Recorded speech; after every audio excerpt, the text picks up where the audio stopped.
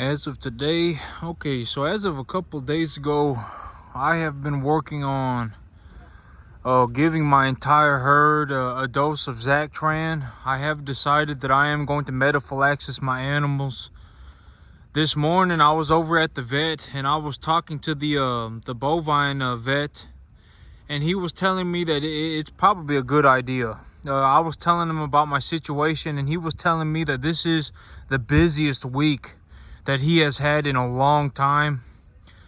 This past week, okay, so in my other videos, when I look back at it now, it was very naive of me. It was very it was kind of just very irresponsible of me to have foregone the Weather Channel, because when I was looking at everything, my whole plan was that for the rest of the month I would get about 1 inch of rain, and then I wouldn't see any frost until about January. That was what my plan was. My plan was, okay, in January there will be frost.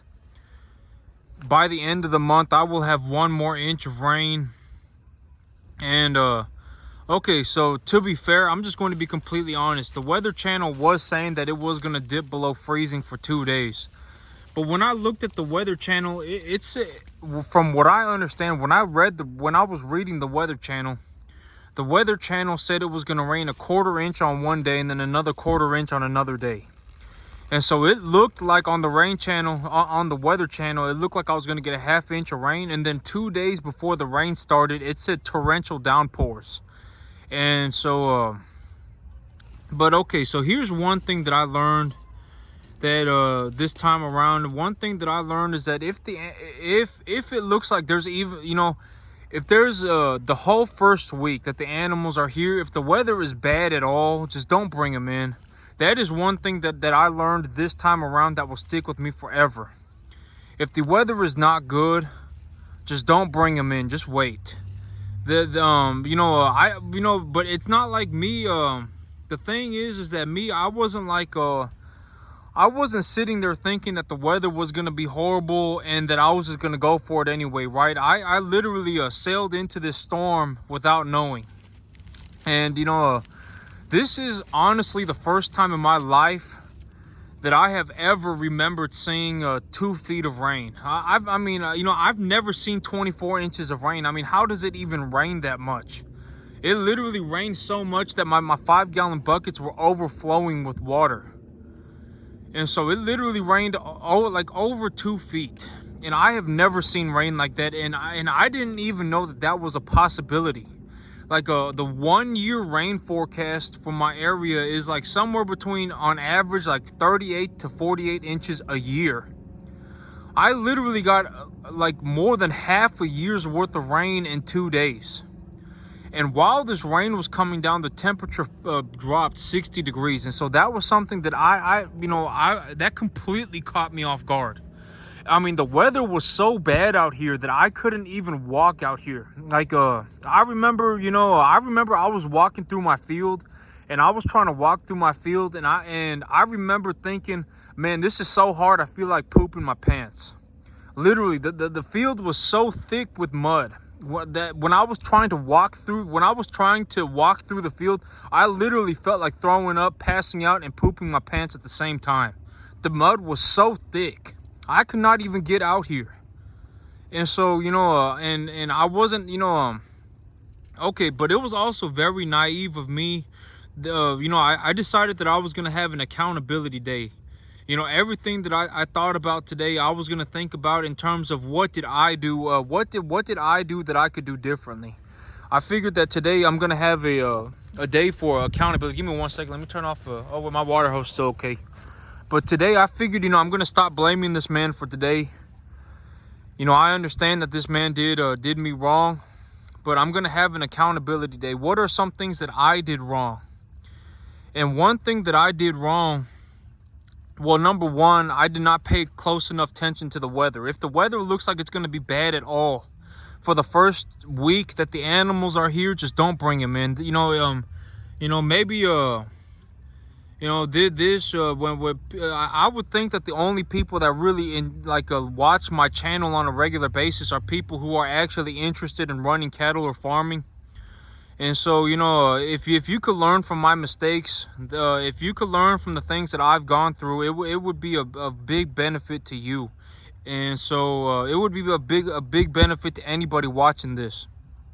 But if the weather is bad on that first week, just don't bring any cattle in. I mean, having them shipped to a new farm and then having it plummet 60 degrees and then having it rain 2 feet is not a good situation for these cattle to be in. In my head, what was going on was when these animals got here, I was going to get a ½ inch of rain. It was going to be a cold for a couple days, and then life was just going to go on. But it rained so much out here. Like that is my first time ever seeing that much rain. I mean, it rained so much, and and the temperature just completely plummeted, and I mean, it was a disaster. But here's the thing, right, is that anybody who really goes to do something with their life, who sticks their head out to go and do something, there is a possibility that whatever it is that they are doing, that it blows up in their face. This is one of the harsh realities of business, is that sometimes, or even doing something that you feel like, like, man, I'm going to take a chance on something, right? I'm going to take a chance on this and I'm going to go for it. There is always a possibility that it blows up, right? It blows up in your face, and you're gonna have to put it all back together. The horrible thing, one of the most miserable things about when something blows up in my face in terms of farming is that I'm raising animals, and when things blow up in my face, it's my animals are dying. That is one of the hard things that that's different for me. In terms of, like, if I was, let's say I was building a website. Well, if the website didn't go that well, it would just be like, it's fine. The website didn't go that well. It's okay. The website kind of imploded on itself and it didn't do real good at all. And I just move on, right? But one of the hard things about farming is that if I mess up, especially if I run cattle, is that in this business, if I mess up and the thing blows up in my face, my animals start dying. That's the hard part of one of the hard things of the cattle business. Because let's say I have a retail store, right? Let's say I have a retail store, and the retail store, it doesn't go very well, and I need to the store just it doesn't go very well and need to close it down. Well, just close it down, right? I mean, it's not like lives are on the line. Like, it's not like there are living creatures on the line. But the farming business, I think that a lot of people, they throw a lot of hate at farmers, because when we stick our head out to do something and we look to provide, and we look to do these things for society, and sometimes these things that we do, they blow up in our face. We're not, like me, I'm not intentionally out here trying to kill animals. I love cattle. I think cattle, if you watch my videos for any certain period of time, I mean, I love cattle. I think cattle are some of the most incredible, magnificent creatures on the planet. I love cattle. I mean, I love cattle. I love raising them, and I love, I love my animals. And so, it hurts me to lose animals like this. And one of the unfortunate realities of farming is that, or being any big kind of business owner. Let me go turn off my hose real fast, because I don't want this thing overflowing, because if it overflows, the floor will get super muddy. But that's one of the hard things about being a farmer, is that when we go out of our way to do something, and it's different, because a farmer, let's say I'm a farmer, and then I got a farmer, and then I got another person who's like a computer engineer, right? They're building computers. Well, if they're building computers and the computer doesn't work and the thing explodes, is not that big of a deal, right? Even if it cost them $40,000, if the computer explodes, it's like, oh man, that kind of sucks, my computer exploded. But in the cattle business, if this is also one of the realities of being a person who runs a business, is that if things go wrong, it's on me, right? I mean, my ship hasn't sank. I have not sank my ship. I was very good about my finances. I don't really feel like talking about money today. I'll do that here in about a day or two about the finances of my farm. But one of the things that I drastically messed up on was, number one, I needed to pay closer attention to the weather. And number two, something that I'll do from this point on for forever until infinity is that anytime I bring cattle into my farm, I'm going to treat all of them like sale barn cattle. I'll run all of them through the chute. I'll take all of their temperature. I'll give them all of their vaccinations. I'll put them all on a calf starter. I'll put them all on a calf pellet for the first 2 or 3 weeks. But any animal, okay, and it was very naive of me. Like, when I think about it now, the things that this man was telling me that I purchased these cattle from, I mean, he had zero proof. I mean, if I had just done something as simple as asked him, hey, show me your cattle working pen, or show me your mama cow herd, or, whatever, show me your feed bunks or whatever. I could have asked him for any level of proof, and chances are he would not have, that would have been a very easy way for me to figure out very quickly that this man was lying to me. And, but I said today's going to be my accountability day. I'm going to think about the things that I could have done differently. I'm not going to sit here blaming other people today. But it was very naive of me to believe this man. From now on, anytime that I bring in cattle, from now on until the end of time, anytime I bring in cattle, I'm going to treat them like sale barn cattle. I'm going to run them through the chute, check their temperature, put them on a calf pellet for the first 3 weeks or so, and keep a real good eye on them. I'm going to vaccinate everybody myself, and I'm going to give antibiotics to any animal that needs it. And I'll figure out which animals need it by taking their temperature.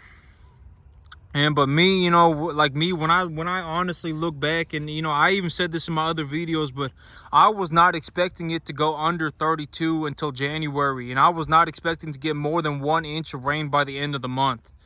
And it dropped to 28, and I got over 2 feet of rain.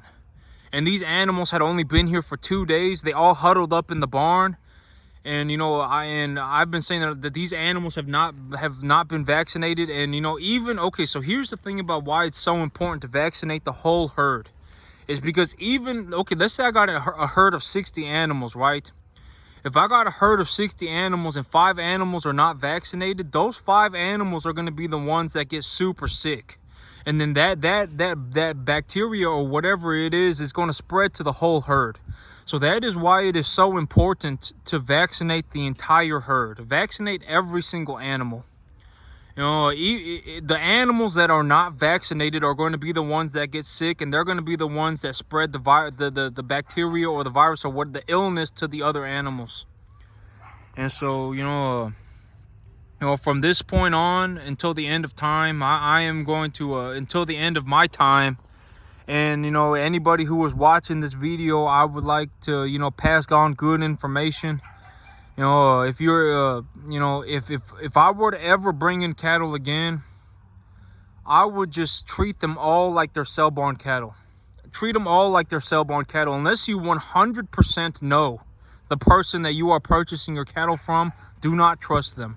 That is what I would say. I mean, if you have like a 5-generation history with somebody, and you've been purchasing their calves for 2 or 3 generations, I mean, that's something different. But if you ever meet somebody, be very, very wary. There are a lot of people in the cattle business who are just not up to any good. I mean, they will. They will run off with your money, and it's not good. And in this business, one of the horrible things about being a bad person as a farmer, being somebody who does not walk the straight line in farming, is that if I cut a corner somewhere, these animals, they are the ones that have to pay for it. They get sick. I get a lot of illness and a lot of problems. And so from now on, I'm going to treat all animals that arrive at my farm like a sale barn animal, and I will not bring in any animals if there is over 1 week of bad. If the animals are not here for at least 1 week before there's any sort of bad weather, I'm not going to bring them in. Even if the Weather Channel says ½ inch of rain, I'm not going to bring them in. Because this last time I was watching the Weather Channel, and I don't know exactly what was happening, and it looked like it was saying a half-inch of rain, and then I got 2 feet of rain. I got over 2 feet. I've never seen it rain like that before in my life. The mud was so thick out here when I was walking through my field. Literally, I'm just gonna be completely honest, I have never seen mud like this before. And when I was walking through the mud, the only thing I felt like doing was passing out and pooping my pants. It was so hard to walk through the mud. I mean, I have never seen so much mud before in my life. And I mean, I'm not going to be able to work cattle, and I'm not going to be able to take, you know, like if it's pouring, like literally pouring every hour of every day for 4 days straight, I'm not going to be able to walk out here and take a look at my cattle and give them shots and do all sorts of that, you know, all sorts of stuff like that. I'm not going to be, you know, I mean, I can, but I mean, you know, I believed the man when he said all these animals had 6 rounds of vaccinations and all that, and I got burned real bad, but it's, you know, it's a lesson well learned, and I'm a better man for it. I'll you know, I'll get through it. I mean, you know, I mean, yeah. Anytime that anybody really kind of sticks their head out to do something, there, you know, and takes a chance on something, there is a chance that it explodes, right? It explodes in their face. But I was very responsible financially. I did not like put my my entire financial life on the line for this. You know, I would say 80% of the money that I put into purchasing these cattle came from the cattle that I had before this. And so the cattle that I had before these cattle are going to be the ones that end up paying for about 80% of these cattle. But I don't really feel like talking about business today. I don't really feel like talking about the numbers. The day's already almost over. I mean, when I wake up tomorrow, I'll talk about business. But that's it for me today, YouTube. Y'all have a good one.